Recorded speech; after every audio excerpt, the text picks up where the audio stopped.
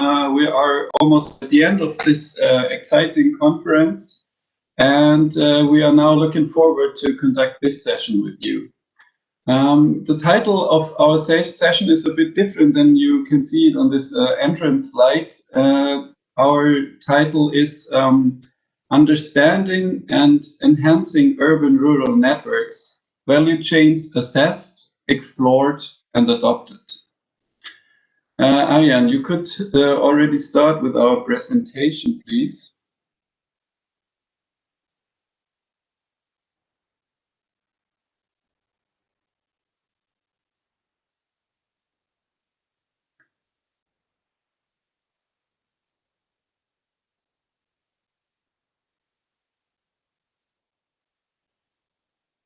Maybe we should start with the first slide, because I want to introduce the speakers of this session in the order of their contributions.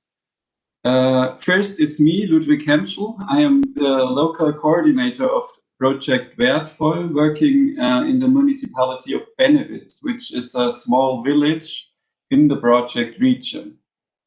My main tasks in the projects are the development of networks and the organization of workshops.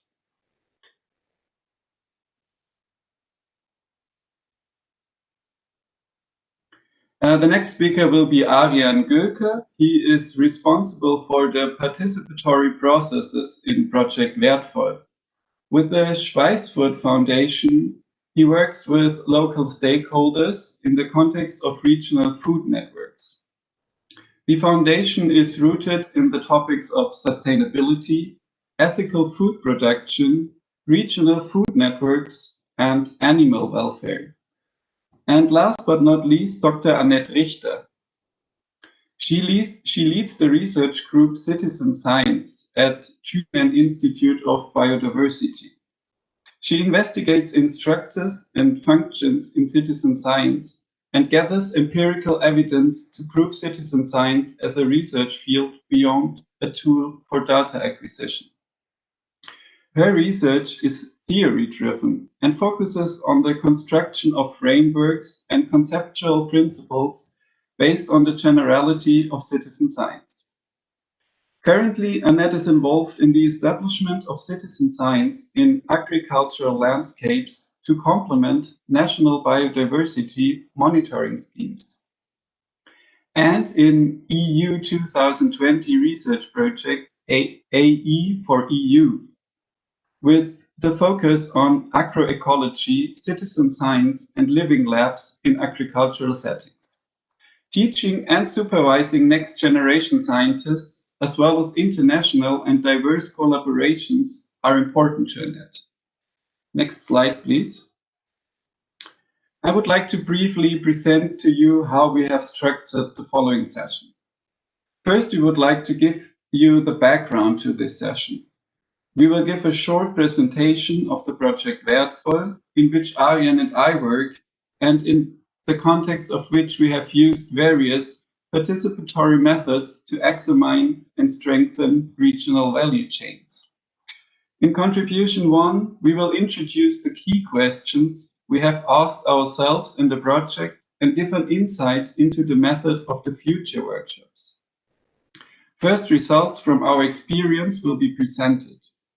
In contribution 2, we will go deeper into the method of net mapping that we have used in this project. In contribution 3, Dr. Anett Richter, who is supporting us with her expertise in the project, will once again go to the meta level. She will present how science can work together with citizens to create a more sustainable future, and this in an urban-rural context. For your information, if you have any questions, please use the chat in the conference app. And after our contributions, after our presentations, we will have a Q&A part where we will answer all your questions. Next slide, please. First of all, I would like to briefly introduce Project WERTvoll. The project is funded by the Federal Ministry of Education and Research under the funding program Stadt-Land-Plus. And the overall theme is the implementation of an urban-rural partnership based on a cooperative land use strategy. Next slide, please. On this map, you can see the project region. The Wurzner Land is located about 30 kilometers east of Leipzig and consists of 4 rural communities, of 3 rural communities in one small town. About 30,000 people live in this region, and the region is mainly agricultural structured. In the west is the city of Leipzig, with almost 600,000 inhabitants and still growing steadily. In the city of Leipzig, the demand for regional and organic food has been growing strongly in recent years. There are also other goods that the rural region can provide for the city, such as drinking water. Next.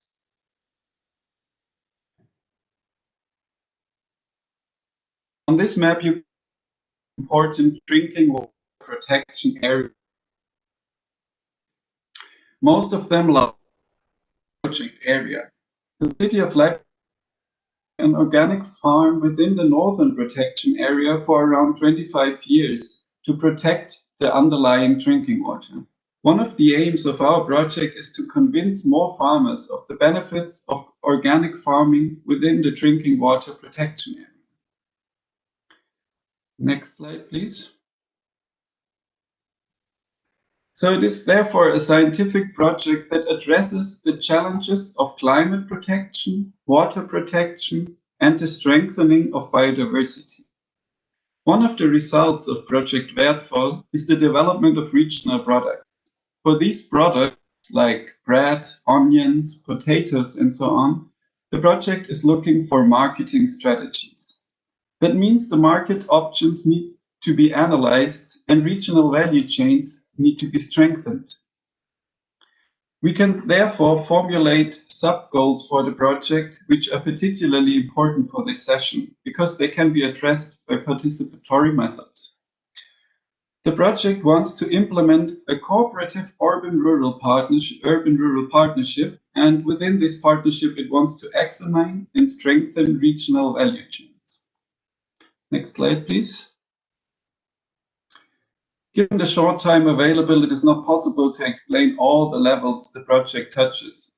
However, I would like to highlight 2 key points of the project, which are important for the context of this session. On the one hand, we want to protect water, and especially drinking water, by expanding organic farming. We must find and strengthen the marketing opportunities for the organic products that are created as a result. And on the other hand, we want to have the shortest possible transport routes for these products in order to protect the climate and strengthen the resilience of the region. The market opportunities are very important to the farmers and so-called pull factors to make the decision easier to change their conventional agriculture to an organic one. Next slide.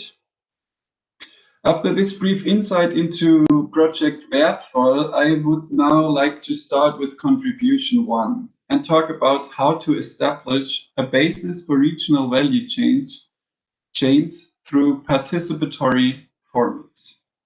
Next slide.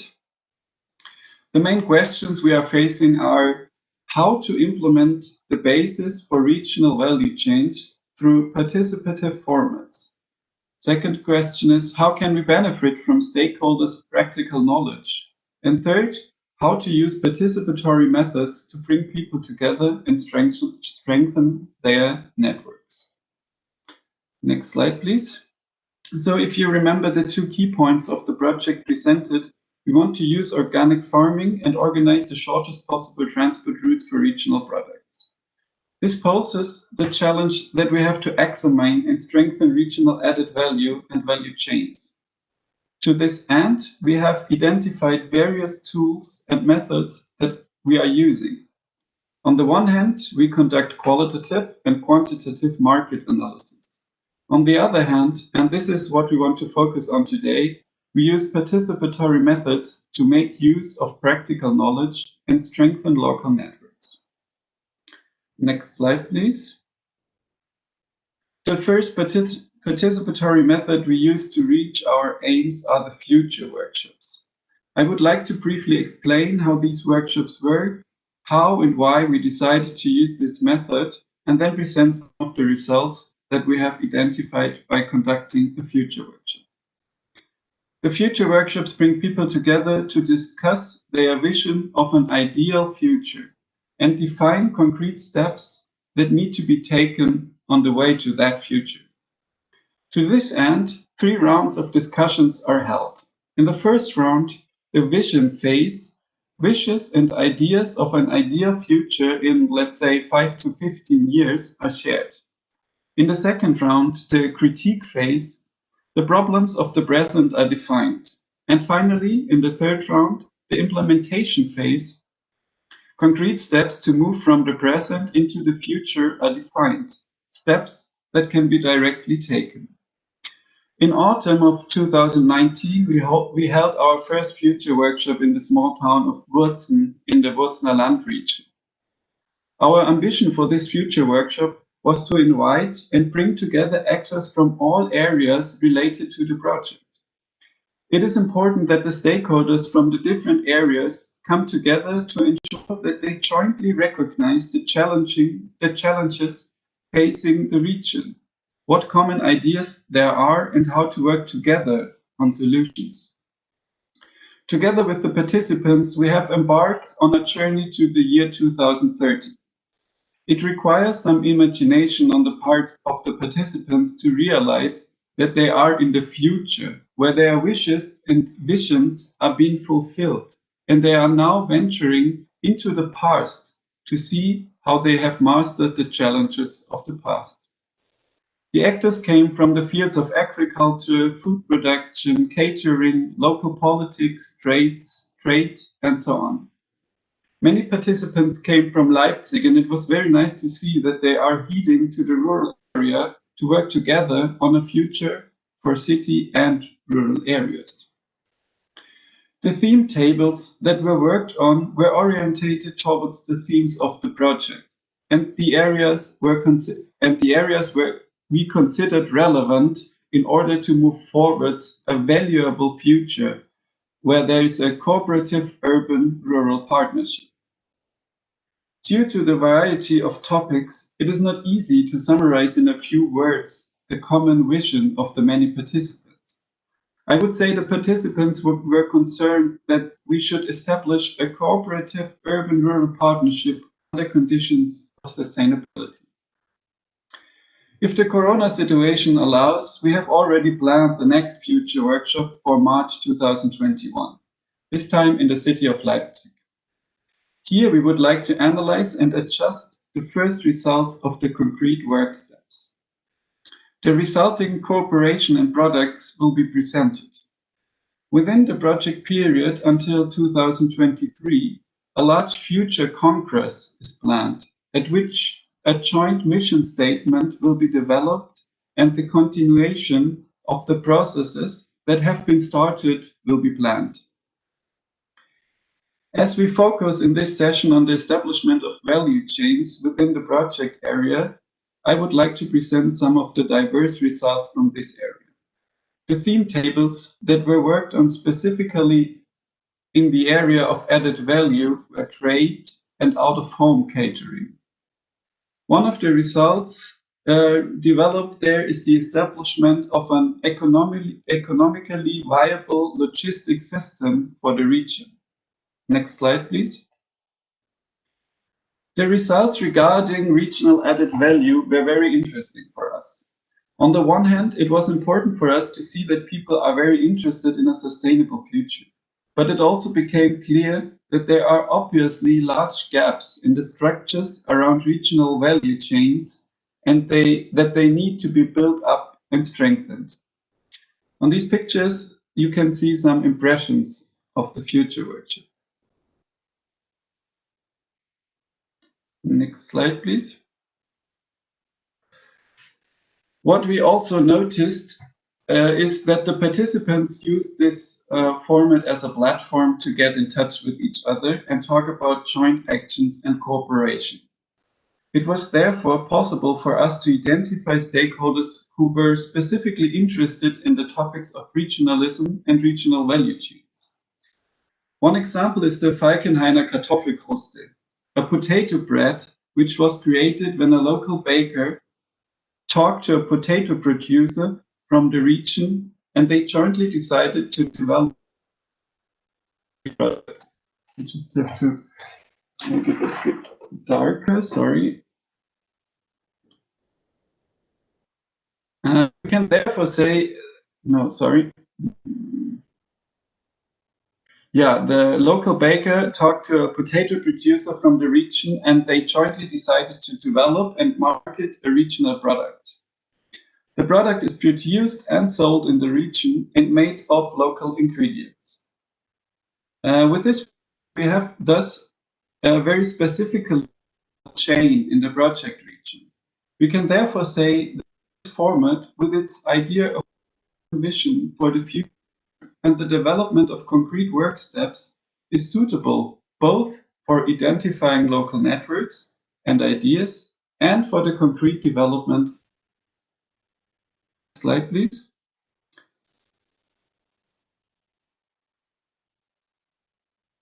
But as it always is, we have of course also been able to recognize the limitations of this method. In our case, we had different topics of the project discussed at different tables. This has the advantage that more actors feel they have been picked up, but the large number of topics also means that individual issues could not be dealt with in detail. For this reason, of course, no special focus was placed on value chains and the gaps and opportunities that exist in specific regional cooperation. That now leads us to contribution 2, because to get a deeper understanding of regional value chains, we combine the future workshops with the method of network mapping. Thank you very much for your attention, and I hand over now to Arian, who will be the speaker for contribution 2.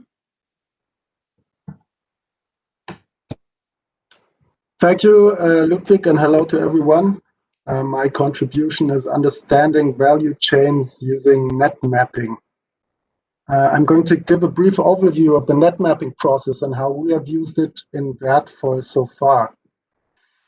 Yeah, I would like to note that initially, Dr. Jennifer Haug of Co-No Consulting is going to dive deeper into this topic.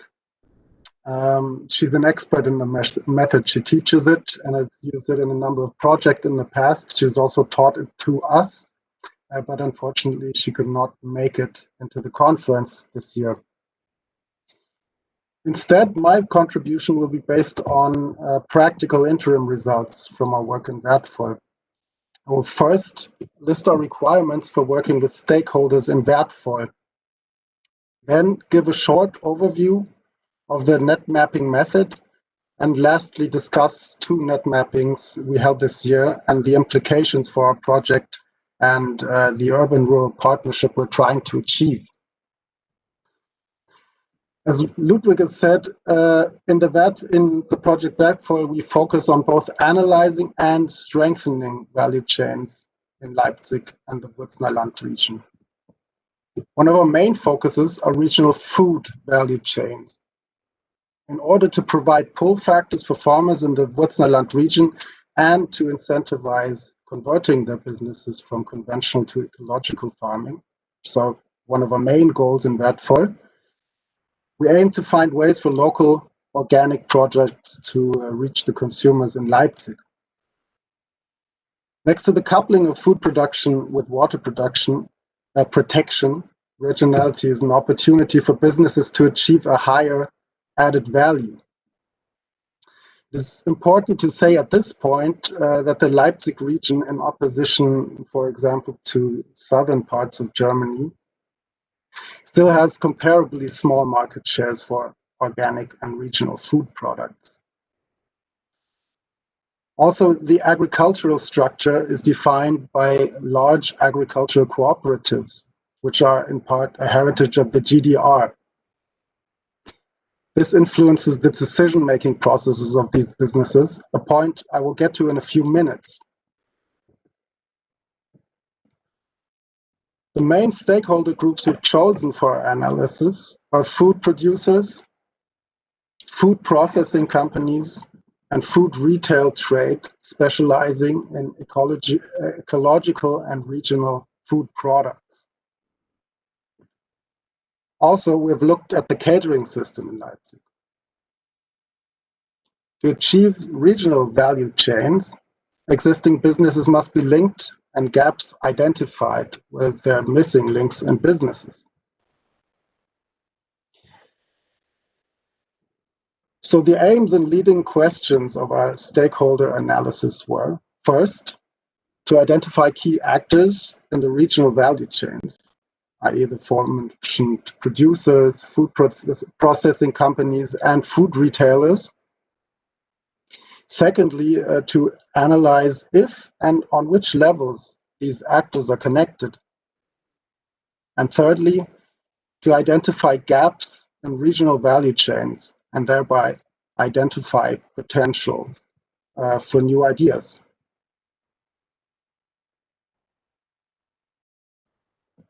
So to achieve these points, we needed a structured approach that helps identifying actors, showing how they're linked, that helps forming connections, and that helps identifying potentials for markets and civil society. A method that allows us to check all these boxes is network mapping or net mapping.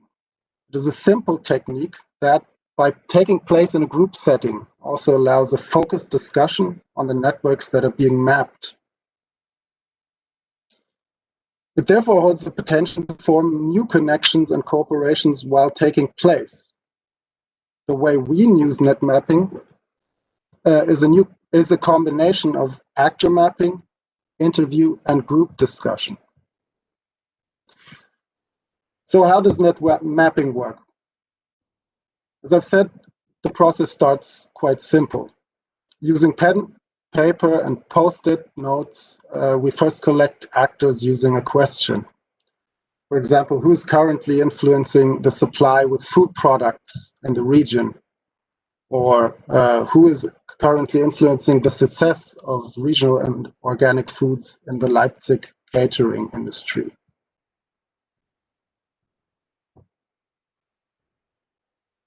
Secondly, the identified actors are named according to the question and color-coded into different groups in order to maintain oversight and to promote discussion in the group. Using influence as a keyword in our questions, we can map actors that are associated with both positively and negatively impacting the network.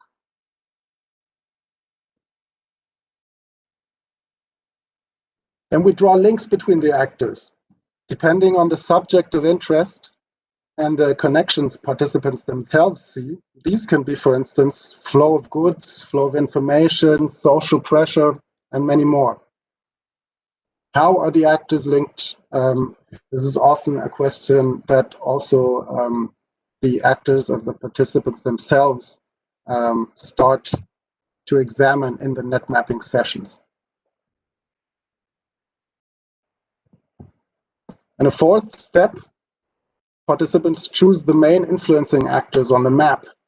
We do this by giving them a limited number of small wooden chips and letting them build so-called towers of influence in order to reflect the perceived power dynamics on the map.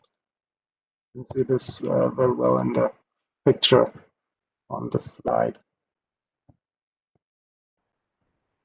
After this step, we take time to interpret the map together with the participants, reflecting the connections between actors, the towers of influence, and asking pointed questions about links and perceived gaps on the map. After the session, the map is digitized and then once again interpreted, either by our team or in a second session with the participants. In WERTvoll, we use this method in 2020 to find answers to 3 questions. First, How are agricultural market networks made up in the water protection area in the project region Würzner Land?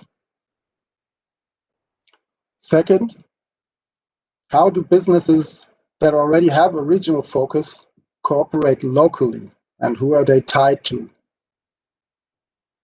Third, who are key actors in the Leipzig catering industry? In the following, I want to present to you interim results to these first two maps and discuss implications for our project WERTvoll and for the project region.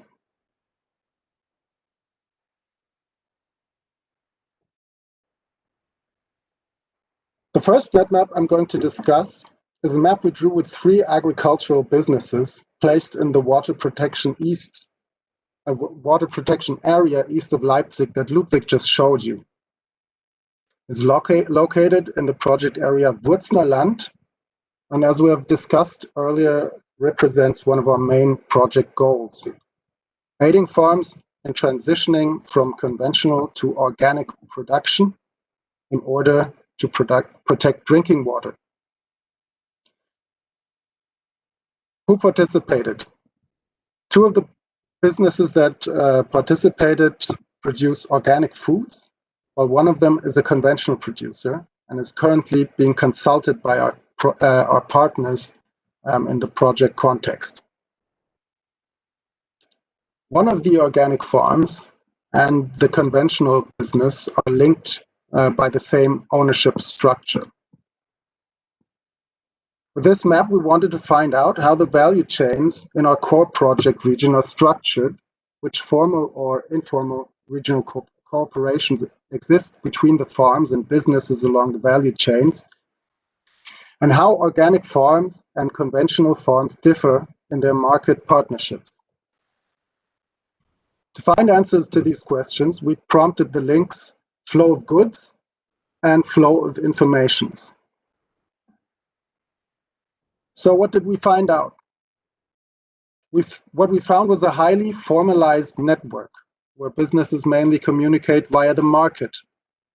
Other forms of communication mostly relate to certification institutions and other institutional actors. The 2 linked businesses, one conventional and the other organic, share the same business strategy of having multiple bulk purchases or either conventional or organic products. Here they can drop off the products, and from there on they leave the scope of the business and often the closer region. The third farm also follows these strategies, but besides this also has partnerships with small regional retailers for organic or unpacked foods. These partnerships are not essential for their success in the marketplace. They come down to self-initiative and idealism because the markets are not yet found relevant, but are seen as an interesting way to connect with customers in and around Leipzig. The participants of the other organic farm also find these connections to be interesting, but don't have the freedom to make these kind of decisions. This is where the aforementioned decision-making structure of large agricultural holdings comes in. When you have not a single farmer, but multiple decision makers, ideas like these tend to get complicated if they don't promise direct economical results. So what are the implications? We conclude that markets in Leipzig must match the existing structures of businesses in the project region and provide relevant demand. One possible market is the communal catering in Leipzig that has already shown to be a relevant pull factor in other cities. An existing gap is that of an actor that bundles products and brings them into the Leipzig market in the way that these businesses are used to. Also, locally grown organic products must be visible against competing products with similar claims. One way to achieve this is to initialize a local brand for Leipzig and its surroundings. We're currently involved in supporting such a process, together with the Leipzig Food Council that has also found a demand for such an instrument in their own research. A joint project has been a planned excursion to a successful regional brand in the Munich area with interested actors that we unfortunately had to hold as a digital workshop because of the coronavirus situation, but that was still a great success for us. The highly formalized communication structure in the water protection area led us to initialize a regulars table in the water protection area, which is currently being set up by a partner farm and is meant to establish cooperations between businesses.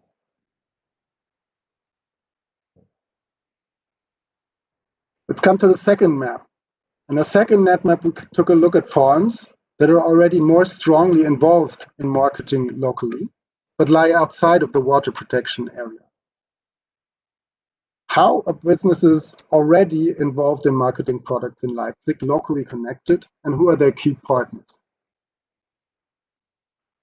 One of the participants is a mixed conventional and organic farm. One is currently transitioning to organic production, and one is a comparatively large, newly founded community-supported agriculture with a purely organic and regional focus. The links we were interested in were cooperations and influence on decision-making. What we found is that there is only a small number of marketers for regional and local food products that take on a key position in the market for regional products. Secondly, we found that there is currently a lack of logistics providers for regional products. This means it's challenging and potentially costly for businesses to market their products locally. Third, participants confirmed a lack of companies involved in food processing in the Leipzig region, a key aspect for refining foods for partners and therefore for increasing added value. This is something we've heard throughout the whole project from regional actors. One example where we can see this is one of our focus value chains, bread. The production of grains and bread around Leipzig are high, but there are almost no mills in the closer region. One of the few mills that process only organic grain is located in the Erzgebirge region, roughly 100 kilometers from Leipzig. This means that organic grain from our project region has to travel these 100 kilometers as grain and another 100 kilometers as flour to be baked into a regional bread. One of the participants was, as I already mentioned, a newly founded CSA. Here, the net mapping process and the group discussion showed that social innovative businesses like community-supported agriculture have only a small range of partners to choose from when it comes to cooperating with regionally marketing businesses. In this case, they operate or cooperate on a formal level with a local retail chain by selling them excess produce, and on a more informal level by using the market infrastructure as grocery pickup points for their members. This highlights two aspects. Firstly, it shows that a small number of businesses act as gatekeepers for the market for regional products. This results in strong dependencies for the CSA. But secondly, we could see the CSA acts on a more informal level, often on a handshake basis than the other agricultural businesses we talk to. This gives them the flexibility to act quickly should general conditions change. Thirdly, the group discussion also revealed that the CSA is seen as a competitor by neighboring agricultural businesses. Interestingly, not as a competitor for regional food products. Though but as a competitor for land in an environment of rising land prices. This net map also revealed an unknown to us regional brand in the making that we have since invited into workshops. We're currently cooperating with them to help moderate the participative process and our endeavor to link different initiatives of this nature in order to avoid parallel developments of regional marketing initiatives. So what are the implications of this map? The lack of food processing has implications for the definition of regionality and the type of regional products. Regional products produced in the WERTvoll project regions Würzner Land or Leipzig are potentially such with a low processing depth, like potatoes or onions. Products like bread, noodles, or biscuits need a broader scope, like the Leipzig County or Sachsen State. These are definitions that many producers share. This has helped us define criteria for what a WERTvoll product can be. And with this knowledge, we can then, for example, give impulses into regional brand creation processes. Lastly, I would like to give a short overview of the limitations of the net mapping method, in case some of you are interested in using it for actor analysis yourselves. While it does a good job at bringing people together to focus on specific networks, it requires preliminary work in building trust with the actors. Oftentimes, they will be reluctant to share detailed information, so it's crucial to build some kind of relationship beforehand. This also means a careful selection of the session group is vital. Secondly, the map networks are ego networks based on the participants' networks and willingness to reveal or withhold information. This means that we must be careful when interpreting the results as objective. Thirdly, because trust is an issue, digital mapping is a big challenge. So my question for the discussion would be, therefore, how can similar results be achieved in a COVID-friendly environment? Yeah, that was my presentation to our net mapping process. Thanks a lot for listening. Next, I'm going to hand over to Dr. Anett Richter, who explores new formats for citizens to participate in creating urban-rural partnerships. Thank you. Yeah, thank you very much. It's my pleasure also to contribute to this session. And yeah, thank you for sharing the slides. Yeah, thank you for the invitation to present some of my views. I'm a part of the advisory board for this wonderful project WERTvoll. And as mentioned at the beginning, I'm also leading the research group on citizen science. And therefore, I felt I like to share some of my thoughts today in rethinking sustainable relationships. What we have learned from the WERTvoll project so far is, and this is also supported by a lot of research, that stakeholder embeddedness, stakeholder involvement, clear defined roles and contributions, or trust building, as just shown in the previous slides, and also transparency are very critical for the success factors of within value chains, partnerships, and partnerships in general. So coming from my side, which is citizen science, I tried to rethink sustainable partnerships through my lens, which is citizen science. And I'm going to propose at the very end of this presentation a new research question to this community, which is relatively new to me. And I'm very impressed by all these wonderful talks and presentations. And I've seen already some citizen science perspectives in the previous talks within this conference. So I hope to contribute to the further discourse about urban-rural sustainable partnerships with my research question I'm addressing and placing to the community to be further discussed in the future. For this development of this research question, we need to zoom out a little bit and to start with a more national or international perspective. And therefore, I'm now jumping from the very regional level to a more international and meta level. Next slide, please. I like to start with a very common understanding you may all know, which is that the major land use in Germany, for example, is agriculture use. So over 50% of our land use is devoted for agriculture use, mainly for the production and production of agricultural products. We understand as agricultural products things which are cultivated plants or animals to produce products for sustainable or enhancing our human life. And just to think about what you have drank in the morning, or what kind of clothes you wear, what paper you write on, or what kind of fuel you use for your mobility. This is all made in the agricultural land, and the food we consume, of course, derives from this particular land use. But within the last decades, and you all know this, major changes have taken place in specifically in agricultural lands, where we see larger farm sizes and the homogenization of the landscape itself, and a major increase of the productivity of these lands. And this is not only accountable for Germany, this is a worldwide development we see across Europe and also at elsewhere at the global scale.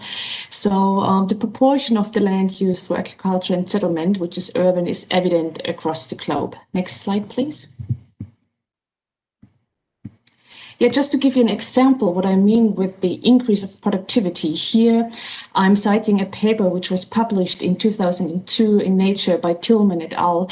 And they came up with some global numbers to indicate the increase of production. And what you can see in these numbers, which is, for example, global cereal production increased by nearly 250% between 1960 to 2000. Other measures such as pesticides or nitrogen fertilizers increased in enormous numbers. And when we, for example, estimate the yearly increase of these numbers, we can even say by now there could be an increase of cereal production by nearly 400%, or fertilizer by nearly 1000% of increase of production, increase of these measures. Next slide, please. Another very important global trend which needs to be considered when rethinking these relationships is the increase of human population and the increase of urbanization. So what you can see here, and this is well known to probably all of you, is the increase of inhabitants in rural in urban areas for Germany, taken from official data sets. And this is also reflected in a global setting where at the moment, over 4 billion people live already in cities, and this trend is increasing. And what is quite interesting in this respect is, in our human history, we have always lived in more rural settings, close to food production, close to environmental systems, and much more involved in the production of food. And since 2007, this is the first time where we see more people living in urban areas than in rural areas. So there's a major shift of this sort of pattern, and we assume that the significant consequences are related to this major shift in human history. So one main reason for this move, and I think this is very important always to keep in mind, is the increase of the wealth of the people. Then people tend to migrate to these urban areas as they become economically richer. So again, this trend is shown here for Germany, but this is an ongoing trend elsewhere. Next, please. So at the same time of these major and significant shifts of where people live and where people share places, and the level of connectiveness to the environment, the changes in land use intensification and these high productivities, we also have to see and to think about how is the ecosystem services, or how is the health of the ecosystems developing. So what we can see and have learned from one of the most recent reports on biodiversity and ecosystem services, which is the IPBES report published in 2019, is that at a global scale, all ecosystem services and functions undergo and have undergone a global deterioration process. So this report, and this is done by over 2,000 review papers and review processes by scientists, is to identify key drivers of change in nature, its societal implications, and possible actions we have to implement to take into consideration these changes out and how to maintain the services these ecosystems provide for our human life being and the wealth and the good quality of life we all envision. So, for example, shown on this right-hand side is just the overview, and one of the major figures I consider as important is that 14 out of 18 categories show a decline in the provisioning of these services of these particular ecosystems. So here we face a major threat that our baseline services are under threat, and we need to keep this in consideration. Next slide, please. So we have this evidence that most agriculture practices are unsustainable and have been one of the major drivers for the loss of these terrestrial biodiversity services and biological diversity. And all these facts brought together bring us to the most ultimate question, and this question has been asked by many people. How is it possible to feed the expected 10 billion people in the future within the planetary limits of our planet? And Springman et al., who came up with a very important paper in 2018 in Nature, provide an answer to this, and they conclude that it is indeed feasible to feed the people and keep our planet under healthy conditions. And here on the left-hand side, you see the actions they formulate, what is needed in order to achieve this goal of being able to feed the people and have also healthy ecosystems. So one is, of course, global shift towards healthy and more plant-based diets, halving the food loss and the waste, and improving farming practices and technologies. So next slide, please. As someone now working in the agriculture setting, and you are well known and familiar with this goal, is how are we going to really achieve this change of agricultural practices? And here, this has been postulated by many, is changing from a more conventional agriculture system to sustainable systems. So the goal is here to have healthy food production and processing pattern. This shift is a big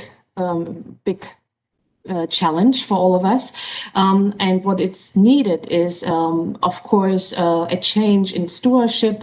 We need to consider how can we ensure farm profitability, and also how can we ensure that our farmers can still make a good living while undergoing this shift. And one of the most hopeful developments in enabling this shift is, for example, sustainable practices, including the implementation of traditional and local experiences, but also novel technologies and the implementation of scientific knowledge. Next slide, please. In addition, we need to ensure that healthy food consumption patterns are also ensured. So not only healthy ecosystem services and production pattern and processing pattern, but also on the consumer side. This is urgently required in order to have this change and to have the sustainability as a focus also at the consumption side. Next slide. So while bringing all these things together, which are basic aspects, I came across 3 strategies I like to propose here, which need to be changed in order to achieve this sustainability.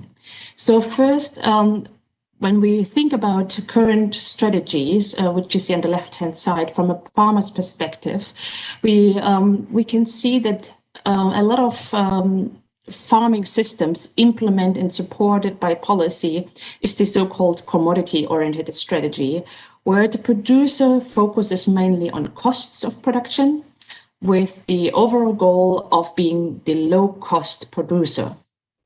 So here I think would be an important shift, and a most needed shift, is to change this strategy towards more sustainable processed and value-added strategies. So what I mean with this is that the producer focuses on the demand side, determining who is the consumer and what do they need. The second change, which I think is important, is placing added values from processing phases to production and consumption phases. So what we can see at the moment is that the role of added values, such as the quality of a product or the functionality, the form, or the ease to access these products, is mainly relevant at the processing phase. And here I'm postulating this shift from placing this added value in this particular processing phases and expanding it towards the more production and consumption phases, so that in the end, all of these phases have added value. And finally, and this is really important to me as well, is changing from seeing farmers as a problem creator towards more a solution creator. And this means also taking everyone on board and changing this not only for and with the farmers, but also in society. So when we think about how we can change these strategies, we have quite a set of tools which we can use already to test and refine and evaluate some of these changes, which we might agree on. And we think that some of the tools I'm presenting now is that they're all based on partnerships. And as this is the topic of the conference, I like to jump to the next slide to briefly tell you about the urban living labs, which you are probably very familiar with as a tool, but also a place and a space and a place for people of an open ecosystem where everyone brings together their ideas and often taking place at a small geographical scale, like a suburb or a home. And the partners here, which create the partnership, are the residents of the suburb, for example, local communities, businesses, and stakeholders. So these urban living labs, and many of them have evolved over the last decades, focus on the development and experimentation of really innovative ideas for the cities of tomorrow. So here they develop ideas for the future and how they might want to live in a sustainable way to enhance high quality life of the places they want to live in the future. What I think is really interesting is also that urban living labs support the key role of cities to change lifestyle, production, consumption, and environmental structures. So these labs are often co-designed, co-constructed, and learn open policies. They enable partnerships and they develop social capitals. So just as an example, in relation to food is, for example, the urban living lab, it's called City Food, which is a smart integrated multi-trophic city food production system investigated and coordinated by the IGB in Leipzig, a wonderful project as an example how these urban living labs are work in practice. Next slides. Thank you. Also in agriculture, we have now quite a couple of so-called agriculture living labs, and we just received funding from the European Commission to assess and to scan the landscape of agriculture living labs in Europe, where agriculture living labs are at the farm level quite often with farmers, collaborating with scientists and other partners and other interested partners, and as well as in the urban living labs, co-design and monitoring and evaluation is the core center of the activities. And for agricultural living labs are considered as incubators for innovation. So what we can see here again is that the basis of these living labs are trustful relationships built within these labs. Next slide. This brings me also to a third form of participatory and a hub of people testing ideas and exploring new ways of, for example, sustainable living, which is citizen science, my field, where also relationships and partnerships build the basis, and citizen science is, in my way, a more unstructured format for the citizens, where citizens do science together with scientists, quite often people learn a lot about science, how science is conducted while doing science together.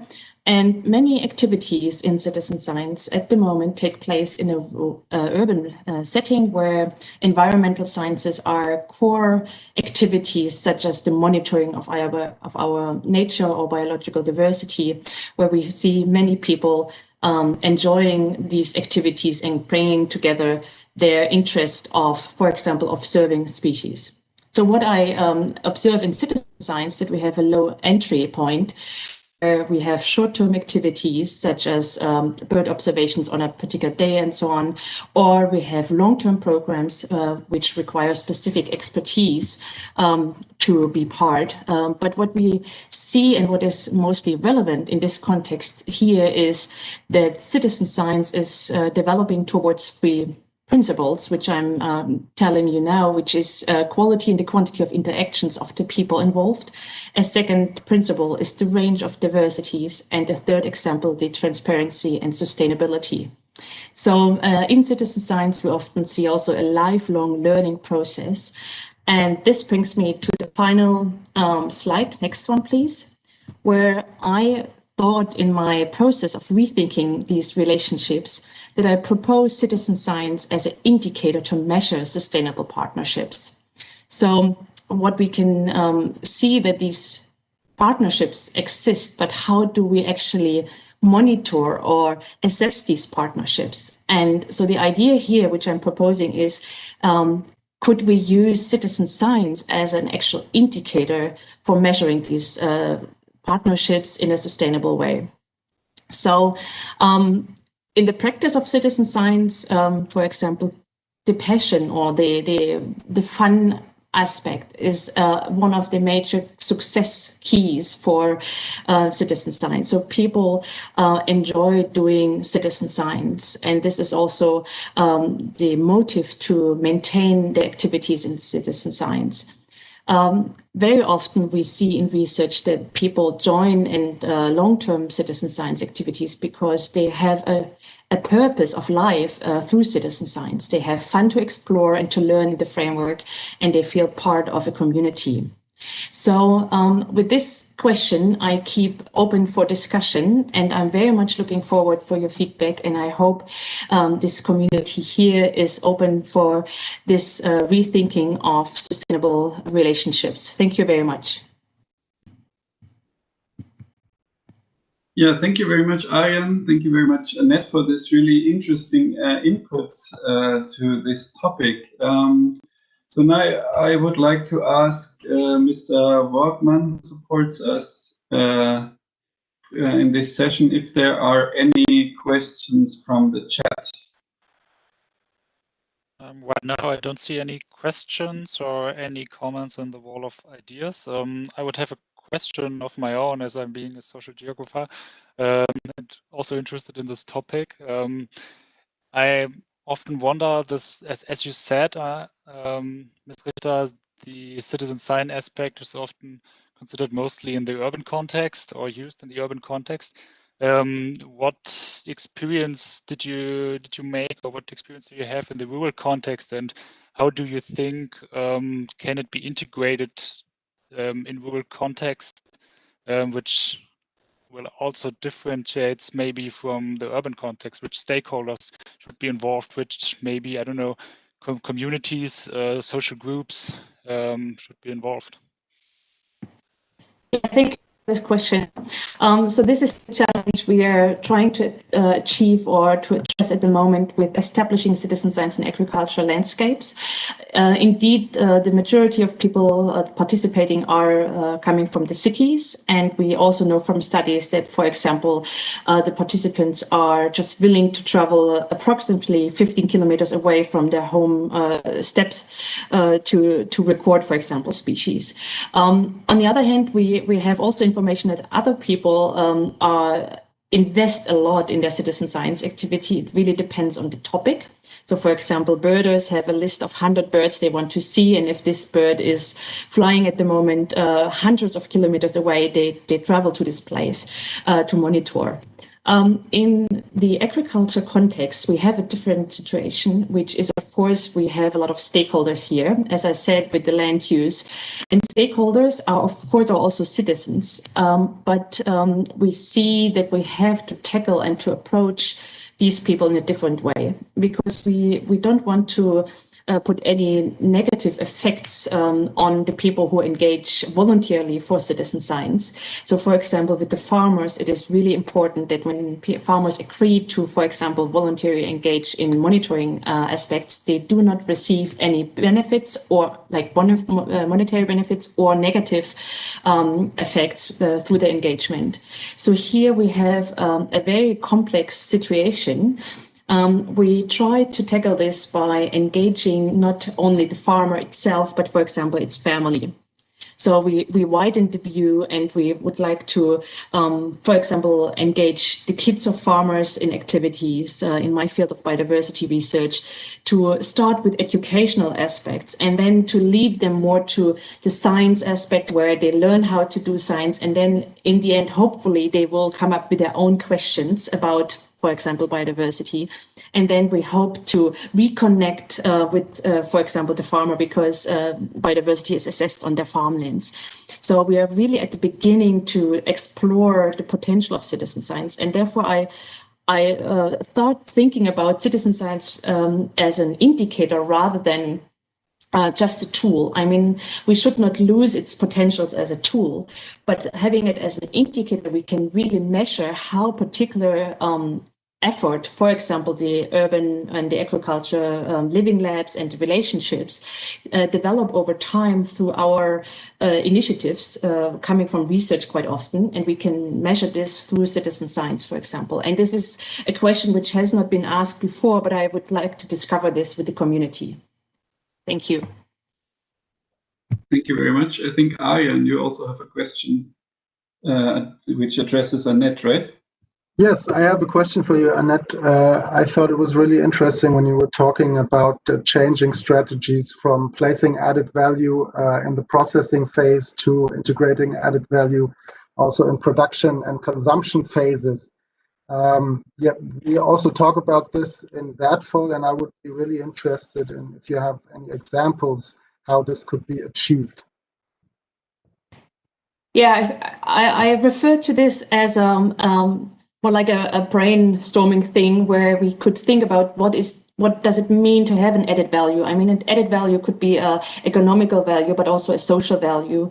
And especially if we think about from the consumer side, for example, we know this from studies about Leipzig that a lot of decisions to buy products here is also on equality aspects.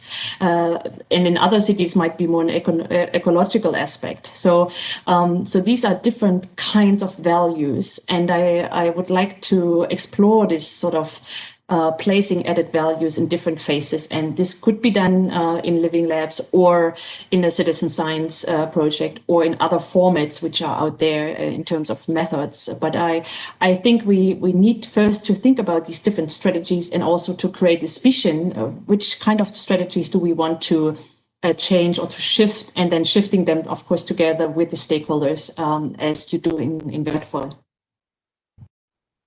Thank you. Thank you very much. I heard there's a question from the audience, Mr. Wortmann. Yes, Dr. Niels Kohlschütter is asking also to Anett, how do you choose the farmers for the workshop? Well, I don't know if this question is related to the workshops done in WERTvoll, but in my work, we often approach farmers which have been already part of collaborations. So this is a challenge to also reach out to the farmers and their families which are not we are not connected yet. So, for example, an idea is to run in my field a BioBlitz, which is a one-day event where we record species which we can see within 24 hours. And then from this initial low barrier entry point of engagement or interest in the topic, we can invite people to continue long-term relationships through our our research activities. But I also like to give up this question because I'm not quite sure if this question was related also to the workshops of the stakeholder net mapping analysis. So maybe, as I do think this is also a question, how did you select your participants for your workshop? I pass it on to either Arian or Ludwig. Yeah, Arian, if you, from my side, from Project WERTvoll, for the future workshops, I could say that for us, of course, the farm and the water protection area are very important because these are the farmers we are addressing, and we try to show them or to make clear for them the benefits of organic farming and protecting the water that comes to Leipzig. But I think other aspects are important to choose the stakeholders for the net maps, and I think Arian also could answer to this question. Yeah, thank you. Well, I think first of all, you're always going to have some kind of a bias when selecting participating farmers, because usually they're very short in time, and sometimes they're also not very interested in the topics we discuss. So it also comes down to the point I was talking about when I spoke about self-initiative in marketing strategies for businesses that actually don't need these links to small local retailers. How do we choose them? Well, we choose them pretty broadly. Once, of course, if we look at the water protection area, we look who's there, which farmers are in the water protection area. We try to connect them, contact them, and then we try to interest them for our net mapping, and we try to also tell them the benefits of this for exploring the own structures that they are in, and the potential for forming new connections. When we have a look at like the second net map we did, this was there was an analysis we did before this, was just to see, okay, who in our future workshops, in our other workshops, in our other existing contacts, that we know is an actor that markets regionally, that is that has strong local ties, and that we can benefit from their knowledge. And interestingly, these actors are the ones that were more interested in doing these formats with us. So it also comes down to the type of structure that they have. If you have one farmer that can plan his own time, that can make his own decisions, okay, or her own decisions, I'm going to participate. It's a lot easier than if it's a big corporate structure. So it's a mix of those things. I can probably add a few things which we learned in citizen science, that people are really engaged when there's a subject of regional context. So something which happens right next on their doorsteps, and also a topic which is close to their heart. Quite often it's a problem-oriented approach where they see something which they are either annoyed or disappointed. So coming from this very auch narrative or emotional aspect, this brings people together quite often. And when we, in my field, establish citizen science in agriculture land, we have to be really ensure that we need to have a really transparent and moderation of this process, because as a researcher, we are also stakeholders to some extent. And of course, farmers see researchers also with their own lens. And here in developing, for example, a research question or processes, we need to really be very transparent, but also need to identify the roles and define these roles, and also reflect on the responsibilities within these roles. And what I learned is it is very often more successful if we have external moderation of some of the processes to avoid conflicts which lead to failure of the whole activities, for example, or mistrust and things like this. And this should be avoided from the very beginning of the initiatives.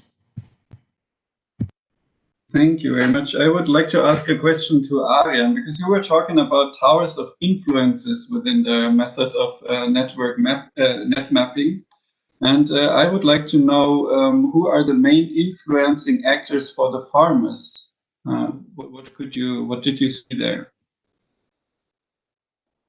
Well, on the one side, interestingly, on the other side, maybe not so surprising, this were very often the customers and regulatory institutions or lawmakers. And this is an answer we got from all of the participating farms and farmers, large ones, small ones, ecological or conventional. And of course, you can first think it's always easy to blame external factors that are out of your reach. It's always the customer or it's always the lawmakers. But I think if you look a little further, this can be a chance. And this also connects to what Anett just said. This also means this is a subject that is dear to their heart. They think customers are the ones that can make a real difference. And this is a chance that we take up in WERTvoll when we, for example, make workshops or also select a group for net mapping, is to give producers the chance to come into contact with their consumers, come into contact with their lawmakers or with the administration, and to really, develop narratives of a better future. And I think this is one of the potentials of the future workshops that Ludwig was also explaining, to bring these people together to a table and to define something that they see as an aspect that needs to change. Yeah, I can add something on this as well, which is I started from a very broad picture. And what I also see in discussions is when you point out these very global challenges, sometimes they encourage and sometimes they frighten people. But in the end, if you understand your particular role or your sense of or your understanding of your purpose, then people see their connection to these very global aspects, because then they identify themselves as I can and I should do something different, and I can make a contribution as a small individual, but then we are a larger group and then we can even achieve global aspects. So it really depends also on the communication of these challenges. And for some people, these very global meta levels are just too frightening. But then when you break them down and then also widen the view again, I think this really is helpful for a lot of people in the end to see also if they do something good. There are many people around the world who try the same things. Just because your neighbor doesn't do it, it doesn't mean that somewhere else another farmer is doing some major changes in the way they produce the product. So sometimes it's good to really also at a more national or international scale. And we need to think about methods, how to overcome, for example, language barriers. So how would a farmer know that someone else in South America is facing similar problems and doing similar good stuff to change his little tiny world? But sometimes we would assume that it would help them to really see they are not alone and an outsider, because there's a big group out there who has or shares the same vision, but sometimes they're not connected yet. Maybe also to add to that and to bring it back onto a local focus, I think one of the strengths of WERTvoll is also because often if you make these global links and you draw the big picture, they will answer with the market that they are in. And I think the market-based view of WERTvoll is very helpful in doing this, because we can show them that we give them tools to address this. So at the end, it's down to their decision. Do you want to take our support and try out our ideas if the market is your main limiting factor? Just to add that on top. Thank you. Thank you very much. Mr. Wortmann, you also have another question. Yes, I found it really interesting that you mentioned at first the importance of a moderation in those workshop processes, especially regarding possible conflicts. And on the other hand, that there are really different regional contexts you have to address or be aware of. And well, I'm doing research in a rural area, and the topics are more related to mining. So it's not like completely. You cannot find that many similarities, I guess. But one thing I asked myself is because we are also having trouble in participation processes. Yeah, what maybe regional contexts on the one hand that are really important for those, and yeah, what difficulties and chances do you see regarding conflicts with those approaches that you have? Because sometimes people, I heard in my research that people said, well, yeah, it's an important topic, but maybe we don't want to touch it really, and we are afraid of it, to think too much about it with everyone. Did you have similar experiences as well?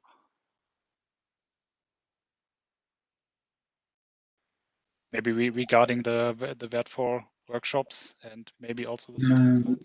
Yeah, maybe I can try to give part of the answer. What we experienced is that it is very important to find some stakeholders or actors who are very interested in our project. So we have, for example, I was talking about this local baker who is very interested in these topics of our project, and he's like he gives us a lot of opportunities because he has a very good network. He knows a lot of people in the village, and for him it's very easy to convince them to be interested in our workshops and in all the things we are doing. And he brings a lot of people to us, and yeah, that makes it yeah easier for us to get into certain networks. Yeah.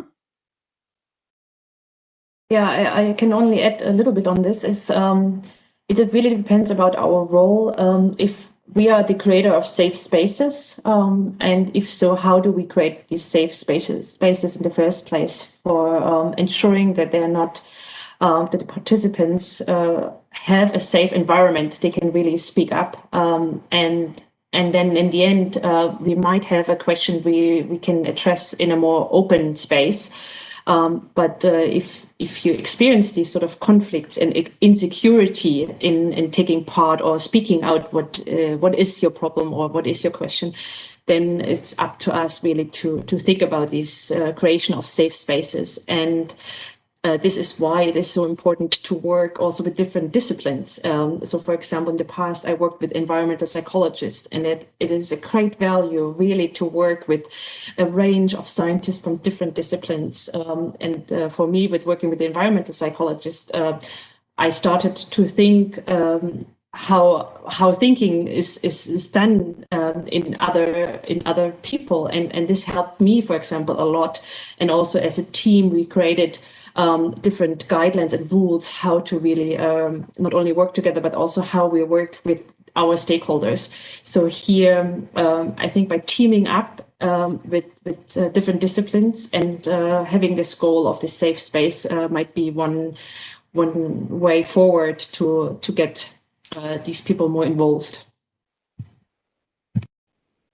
Maybe also a small practical example from the net mapping process. I mean, net mapping is a really sensible subject. The people show their network.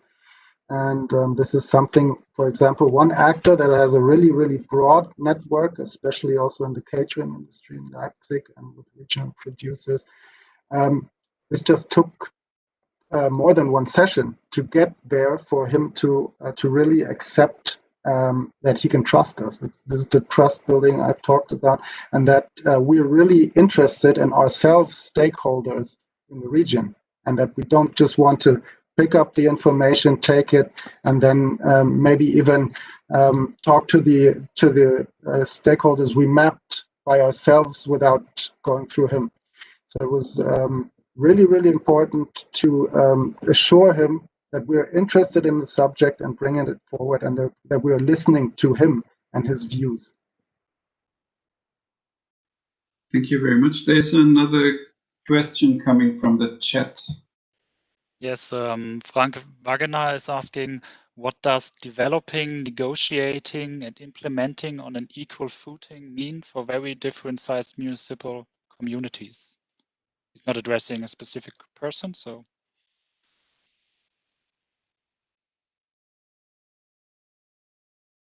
Maybe pose the question again, it's a bit complex. Okay, but I'll say it again, post it in our chat. That may be easier. Oh, 1 second. He's asking, what does developing, negotiating, and implementing on an equal footing mean for very different sized municipal communities?